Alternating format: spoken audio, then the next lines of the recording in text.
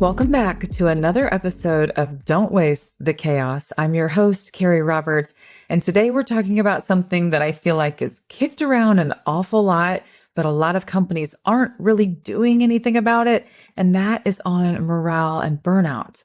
Have you felt a weird energy on your team lately? Like everyone's showing up, but nobody's really there?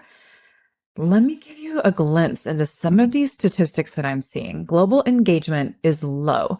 Only 21 to 23% of employees report being actively engaged at work, while 59% are doing the bare minimum and are admitting to that. US engagement, but in particular, has slid. It was 31% in 2023, which was down from 36% in 2020, and we're continuing to drop.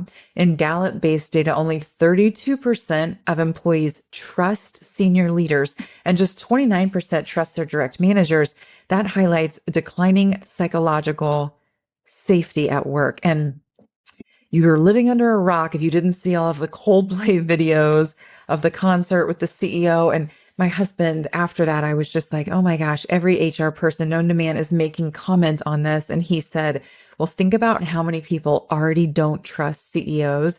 And then it's like, you think bad things are happening, but you don't know for sure. And then you see a video like that and it's like, I didn't really want that to be affirmed. But there we are. Stuff like that is happening.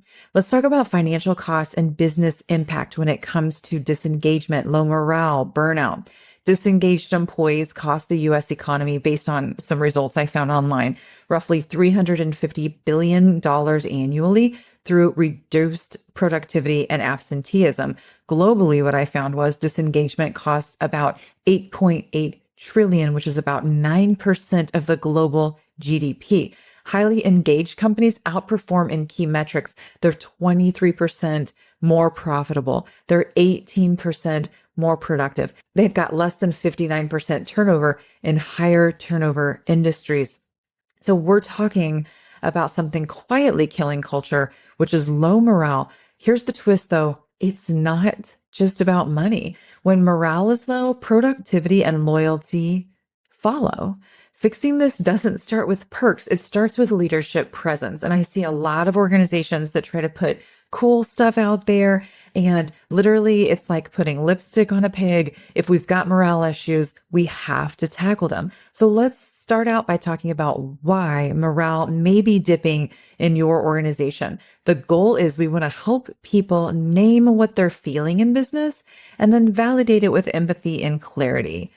We need to understand why the morale is dipping, and really making assumptions from a leadership or ownership team.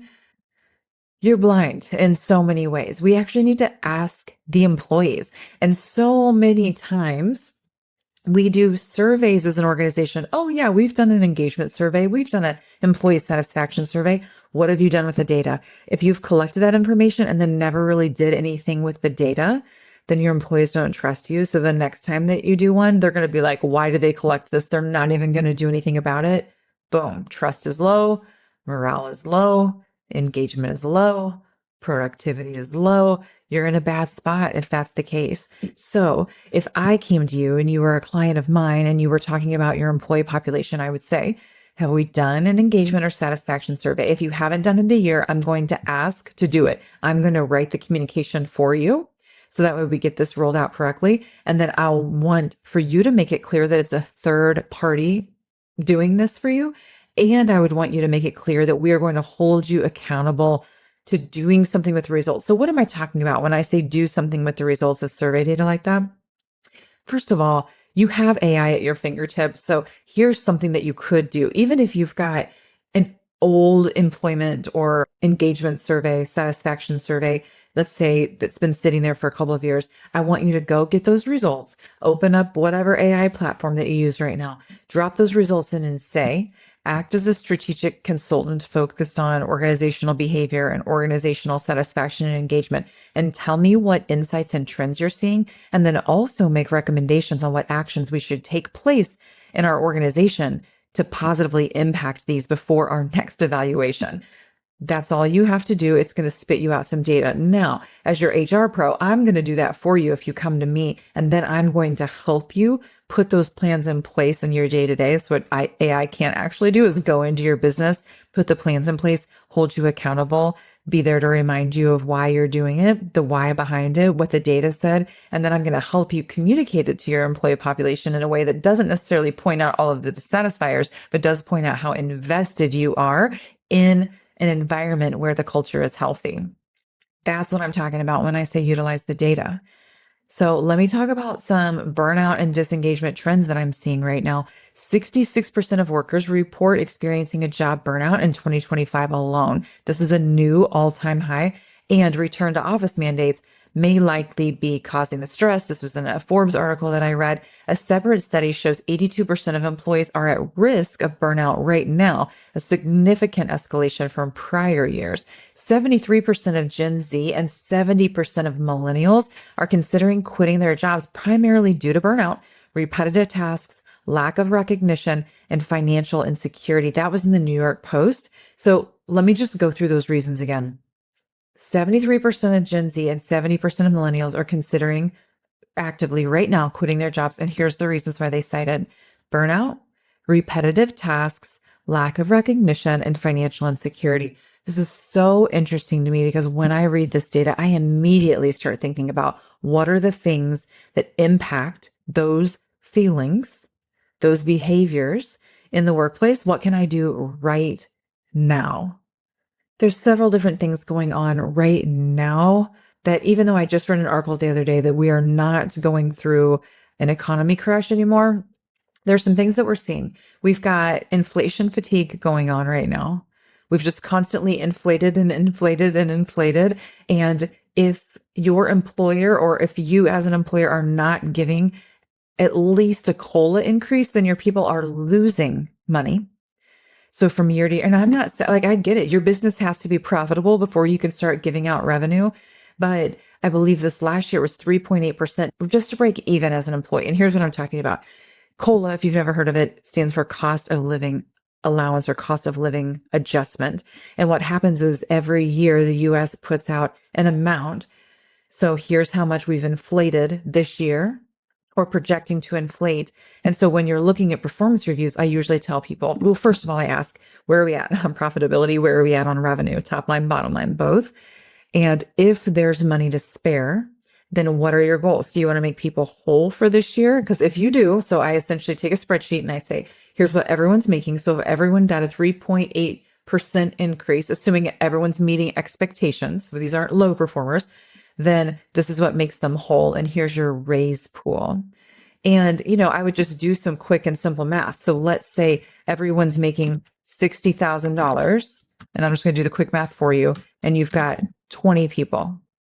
That's 1.2 mil. If you take that times 3.8%, then, and everyone gets that, your raise pool is $45,600. So you've got 20 employees that all average $60,000 a year in annual pay. If you're just giving COLA, your raise bucket for the year is $45,600.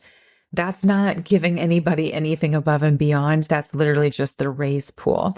So I just bring that up because we've got employees with inflation fatigue, but then as an organization, you have to decide, can I do a, nearly 50 grand annualized increase for everyone this year?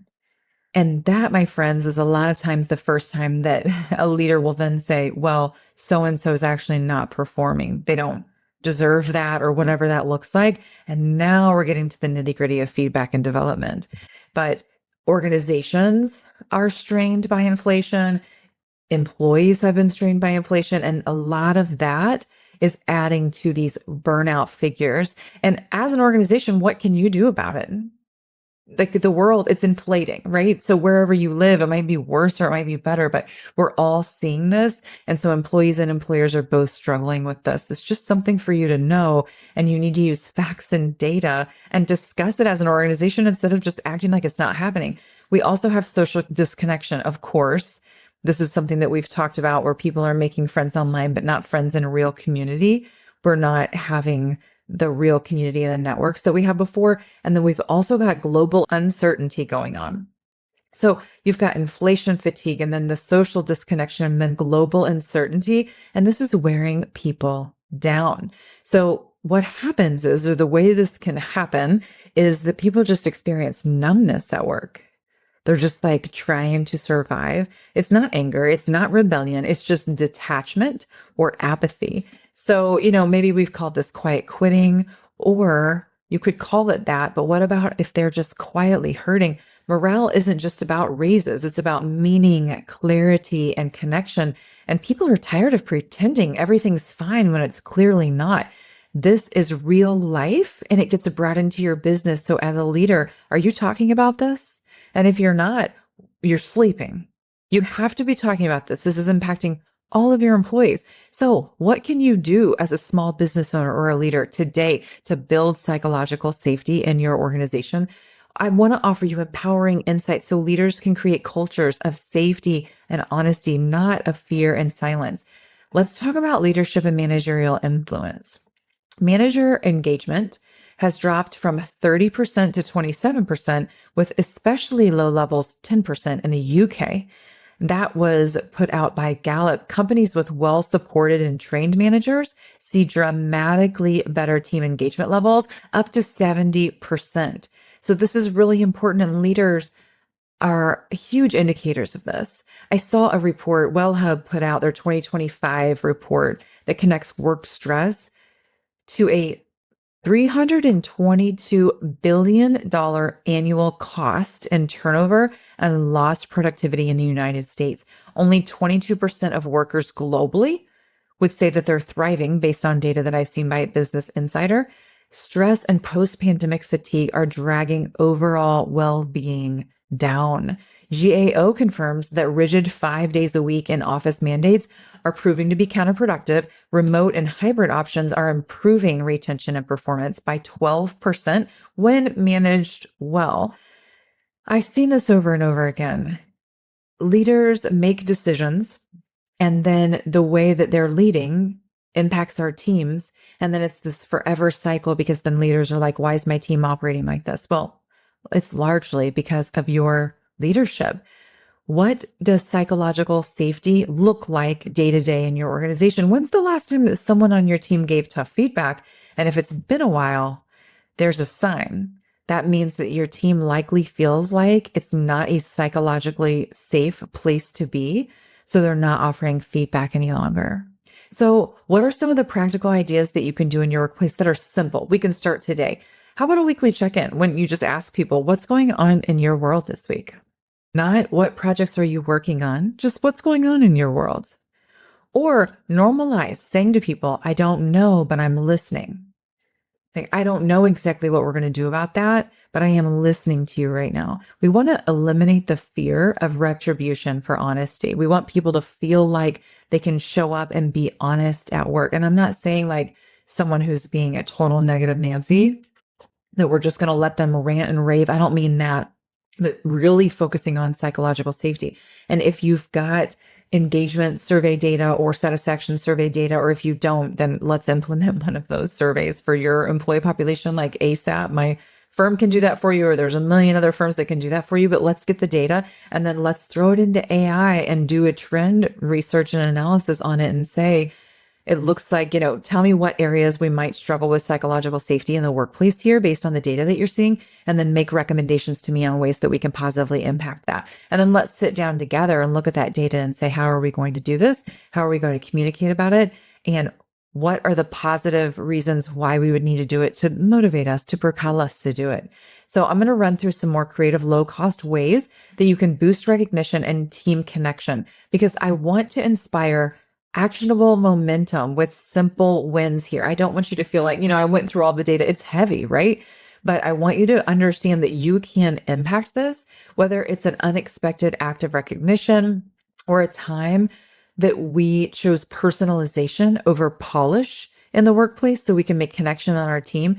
Do your people feel like they're seen, or do they feel like they're scheduled? And I struggle with this too. I am not a really big small talk kind of gal. I recognize that my team members want to do it. Do they want to do it with me? Do they want to do it with each other? Yes, probably to both. but I stick on a pretty rigid schedule to get a lot of things done. And we need the personal team connection time. I know I'm not as good at that. And so I try to make sure that we show up a few minutes before a meeting starts because there's chit chatting going on. And I try to let that happen for 5 to 10 minutes at the beginning of our team meetings once a month. And then quarterly when we get together, that's a real time of connection. We're getting together in person for that. And we are really connecting. We're able to hug each other. I've got some huggers on my team. And then really get serious about life because we usually grab lunch and we're not just talking about work at that time. So let me give you a few more, those are a few things that I do in my team, but let me give you a few more ideas that could stick. Recognition board in the break room or a shared chat. This is very easy. We've all got access to this. Or one non-work team question a week. So what's one thing you wish people knew about you? Or what's one thing that people would be surprised to know about you? Or one of the things that I used to do when I was the COO of this insurance firm, we would do new hire, like a check-in for everyone who had been hired in the last 90 days. We'd get them together once a quarter and we'd have everyone that was hired in the last 90 days. And one of the things that I would say is, what's your 15 minutes of fame? And that's really broad. And so we would have them bring the answer to that. Like, what's their 15 minutes of fame? And, some of them would be like, oh, I was a beauty queen in my town, or I was on the Jumbotron at this sporting event, or, I did this at a talent show. We hear all kinds of things and you get to know each other a little bit better. It's a fun question. You can do walk and talks. I know a lot of people do that. Instead of just meeting on Zoom, you put your AirPods in and go for a walk. Just a reminder that morale is not just about money. It's a function of trust, meaning connection, and stress load. So when we think about impacting morale, it's not just adding another event or a fun team t-shirt or something like that.